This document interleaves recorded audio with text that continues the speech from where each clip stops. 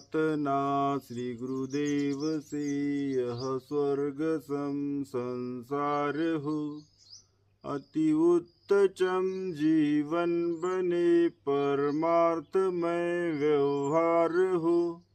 ना हम रहे अपने लिए, हमको सभी से गर्ज है।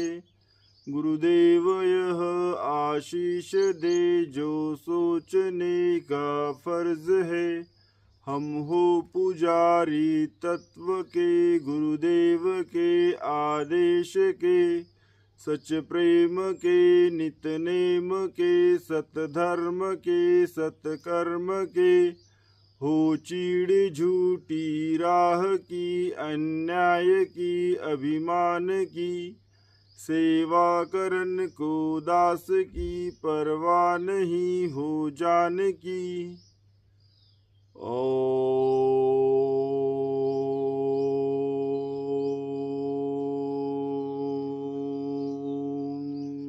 शांती शांती शांती। विद्यार्थी मित्रांनो नमस्कार। आपण जेव्हा ही प्रार्थना रोज सकाळी म्हणजे आपले जे व्यायाम आहे आणि त्या व्यायाम झाल्यानंतर ही प्रार्थना जर म्हटली तर प्रार्थना ही मनशांतीसाठी खूप महत्त्वाची आहे। महात्मा गांधीजी असे म्हणतात की प्रार्थनामध्ये खूप मोठी शक्ती आहे आणि तुमची जर मनशांती ही ठेवायची असेल तर प्रार्थना रोज म्हणणे खूप गरजेचे असते।